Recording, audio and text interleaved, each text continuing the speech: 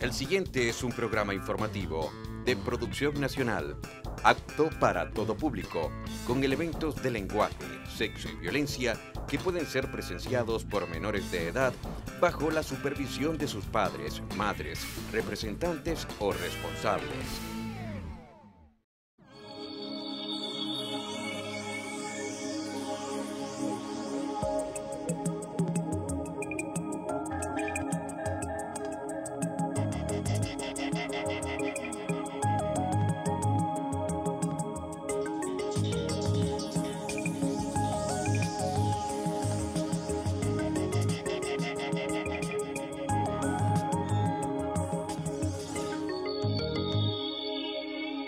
Muy buenas noches tengan todos, sean bienvenidos a Contacto Universitario. En esta oportunidad vamos a conversar con Luis Fernández, quien es investigador asociado en el Departamento de Ecología Mundial del Instituto Carnegie para la Ciencia, investigador invitado en la Universidad de Stanford.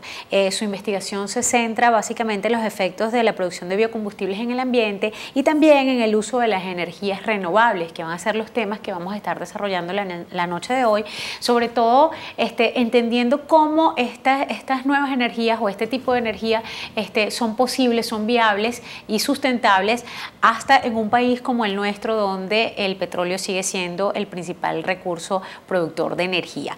Bienvenido, buenas noches. Buenas noches. Un placer que nos acompañe, nos visite también en el marco de lo que ha sido la Semana Cultural de los Estados Unidos en nuestra Universidad de Carabobo, y queríamos aprovechar al máximo su presencia acá. Para los televidentes hemos preparado una pequeña información inicial que queremos que también usted pueda disfrutar sobre lo que son el concepto de biocombustibles y sus características actuales. Vamos a ver este pequeño micro que nuestro equipo de producción ha preparado para centrarnos en el tema y comenzar a desarrollarlo. En los últimos tiempos, los biocombustibles se han convertido en una solución a problemas del medio ambiente, aun cuando existen quienes adversan esta propuesta, sobre todo por los riesgos que, según creen, pueden traer a la seguridad alimentaria. Se entiende por biocombustible a aquellos combustibles que se obtienen de biomasa, es decir, de organismos recientemente vivos como plantas o de desechos metabólicos como el estiércol.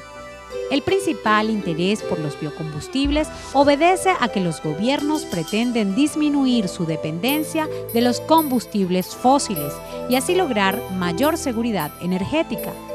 Otras ventajas de los biocombustibles serían la menor contaminación ambiental, la sustentabilidad de los mismos y las oportunidades para sectores rurales.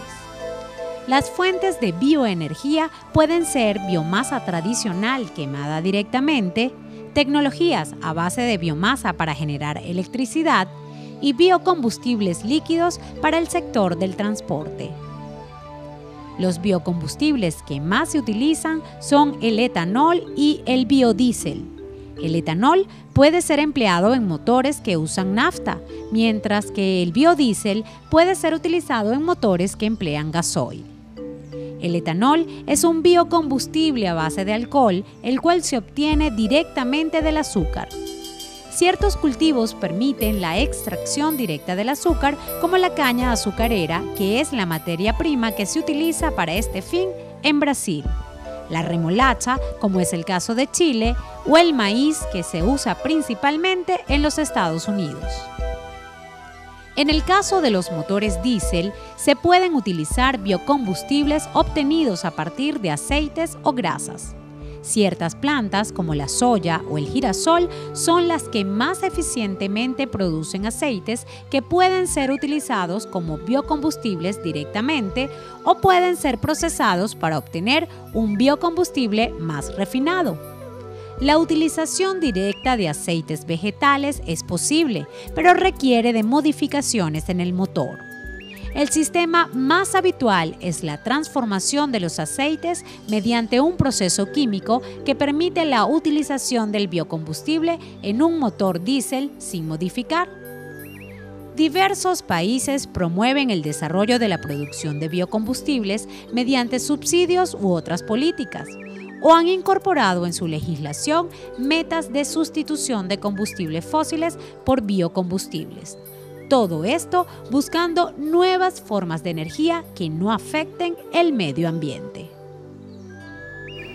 Bien, veíamos ahí un resumen a grandes rasgos de lo que son estos biocombustibles, para qué se utilizan principalmente y lo que algunos países han venido realizando. Yo quisiera que a través de su investigación nos explicara un poco cuál es la realidad y ese tema que surge de lado, que es la preocupación con la seguridad alimentaria también. Coméntenos en sus investigaciones qué han arrojado, cómo lo evalúan. Bueno, muchos países ahora están usando biocombustibles, especialmente etanol en los países que usan gasolina para sus vehículos, para disminuir las emisiones de CO2, de dióxido de carbono, que causa calentamiento global. Ahora hay mucho conocimiento de los problemas que está causando el calentamiento global y hay esfuerzos a nivel internacional para reducir el uso de combustibles fósiles. Y también hay una preocupación para tener una seguridad energética, tener alternativas y no solamente tener su producción de energía totalmente en petróleo. Exacto. Entonces, si tienes alternativas, especialmente que los precios de petróleo están muy inestables ahora, están cambiando año a año, tener alternativas para tener algo más estable en un país. Y también el uso de biocombustibles, como estaba notado en el vídeo, para su sector agrícola, que muchas veces es el sector que es el más pobre. En muchos países que los campesinos pueden entrar a la economía y dar respaldo a esa parte de la sociedad.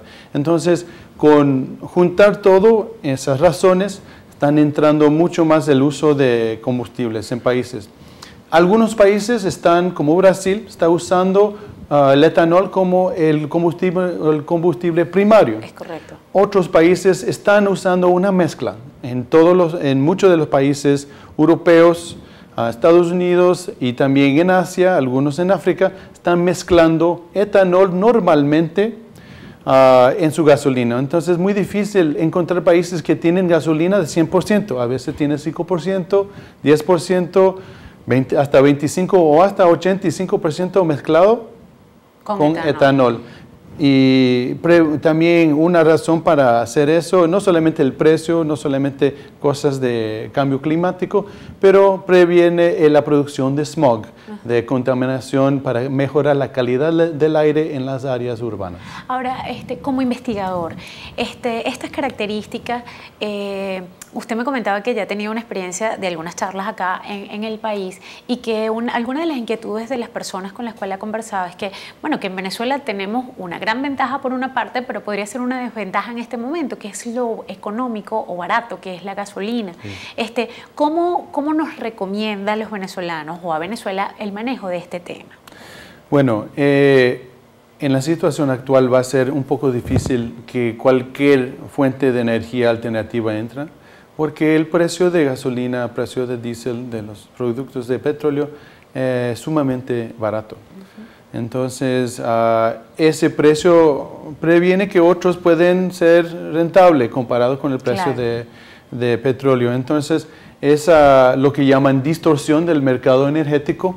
Va a hacer que los avances para mover a energías renovables, energías limpias, verdes, va a ser mucho más difícil y va a demorar mucho en el caso de Venezuela. Porque tendría que ser un cambio cultural, algo que se viera más que no solamente lo económico, sino la responsabilidad con el planeta o con nuestro propio cuidado de los seres humanos, ¿no?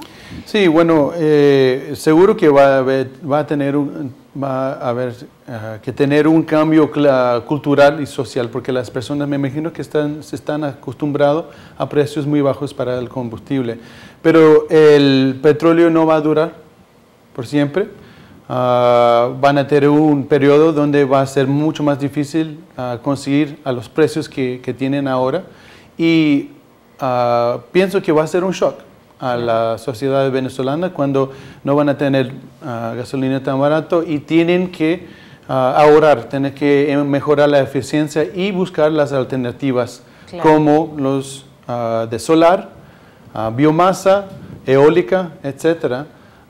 Y el mundo ahorita está moviendo en esa dirección, claro, pero Venezuela está un poco atrasado en llegar a ese punto. O sea que sería conveniente que se tomaran políticas de Estado, políticas gubernamentales que fuesen introduciendo progresivamente, porque va a llegar un momento en que además a quién se le va a vender ese petróleo y para qué se va a vender ese petróleo si el resto del mundo está trabajando en estos nuevos tipos de energía, ¿no?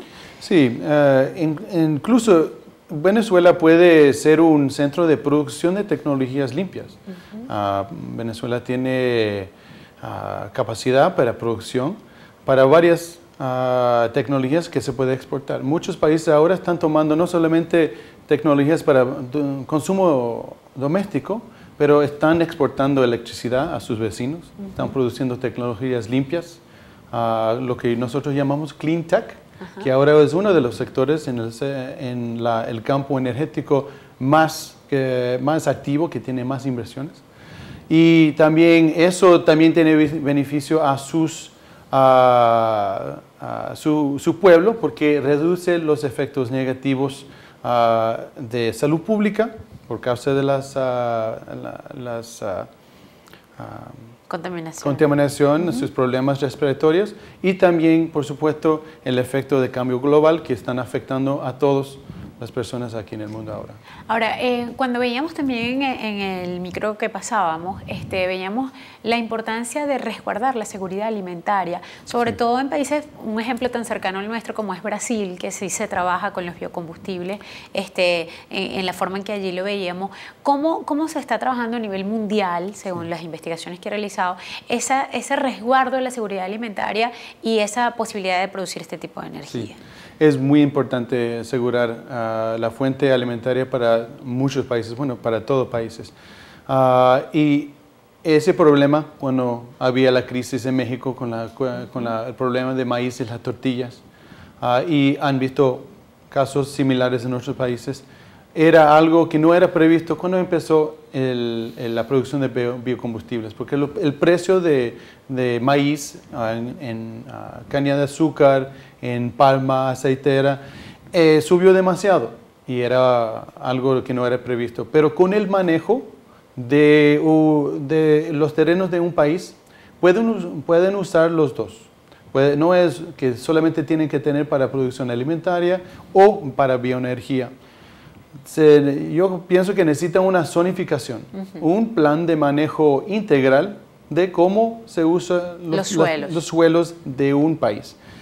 Los suelos que son mejores deberían ser utilizados para producción para alimentos y las áreas marginales para producción de bioenergía. Y esas áreas marginales normalmente son áreas que no están usando, son pastos ya degradados, áreas donde no conviene tener una producción mayor de alimentos, de granos básicos, y se puede aprovechar con varios tipos de matas que puede sacar etanol o biodiesel.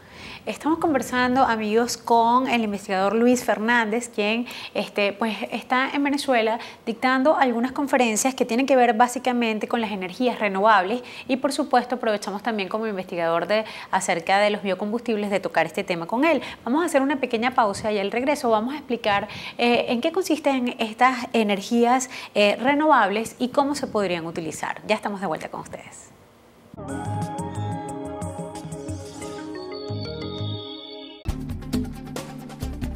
Ya regresamos.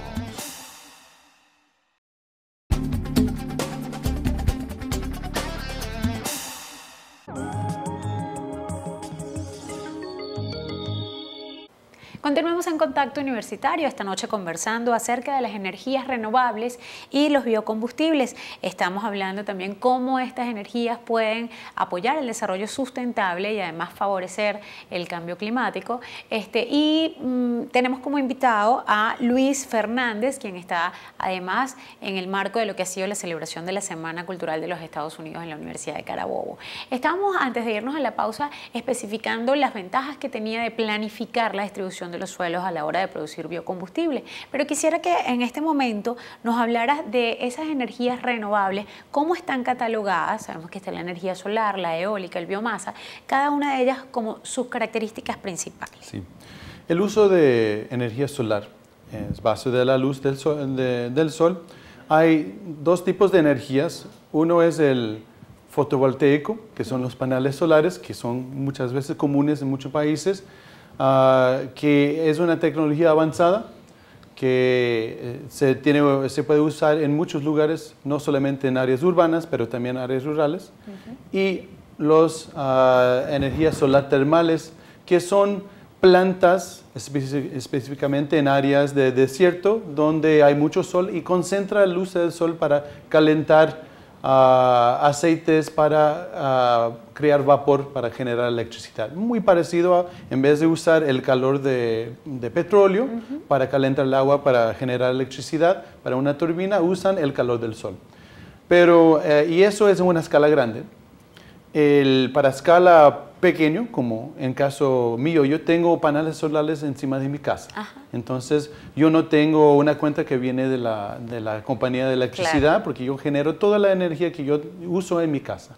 Entonces, se puede usar en una escala pequeña o también escala grande, porque hay fábricas muchas veces que todos los techos están cubiertos con paneles solares que ayuda a reducir el consumo de electricidad en el proceso industrial. Usar la energía solar es mejor cuando tiene bastante sol. Claro. Cuando no hay, en las temporadas de lluvia, la producción es un poco reducida, pero también no necesita sol a full para tener producción de energía. Uno de los usos más importantes, yo creo, es para electrificación rural. Ajá. Que hay muchas zonas que no están conectadas a la red eléctrica, a la red nacional, y especialmente son mucho más susceptibles a los apagones y son los más pobres. Entonces hay muchos programas ahora en muchos países, no solamente en el norte, pero también en África, Sudamérica y en Asia, para conectar estas comunidades con redes isoladas de la red nacional para que ellos tengan energía. Puede ser algo modesto, solamente para puestos de salud, para escuelas para niños, para edificios administrativos, o hasta la escala que una colección de comunidades tienen energía para su cocina, para sus industrias, para todo eso. Ahora, como hablábamos recientemente de pues la ventaja que tiene Venezuela de la producción petrolera, si bien hemos hablado que es un recurso no renovable. En Venezuela en estos momentos, me imagino que usted sabrá por las noticias a nivel mundial, estamos viviendo además una crisis energética. Tenemos cortes de luz, porque principalmente pues la producción de energía nuestra es a través del agua y los niveles del agua han disminuido. ¿Tiene usted conocimiento o ha logrado escuchar que existan propuestas gubernamentales que vayan enfocadas hacia este tipo de energía, por ejemplo, que vendrían a solventar este problema? Bueno, no he oído nada sobre eso y hasta este momento no he oído sobre ningún tipo de proyecto usando solar, eólico o biomasa.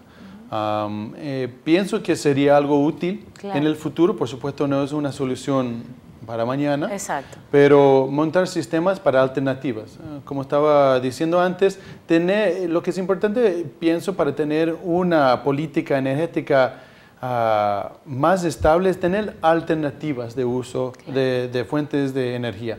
Si estás solamente usando un tipo de energía y tienen problema ahí, se acabó, tienen apagones y van a tener problemas. Pero si tienes varios, si tiene problemas en una fuente, usted puede utilizar otro para dar respaldo y mantener el nivel de energía para una red mucho más estable. Claro.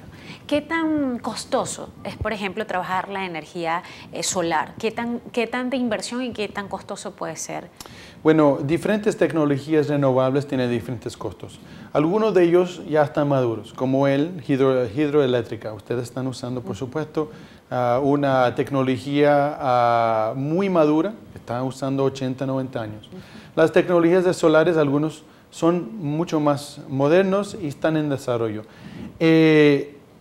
en locales donde la energía es un poco más caro, los sistemas de fotovoltaicos sí son rentables. Como el caso de mi caso, yo vivo en California, el precio de energía es suficiente alto que yo tengo beneficio en usar los paneles solares, y hay una industria muy grande para usar sistemas solares. Si estamos hablando de sistemas eólicos, el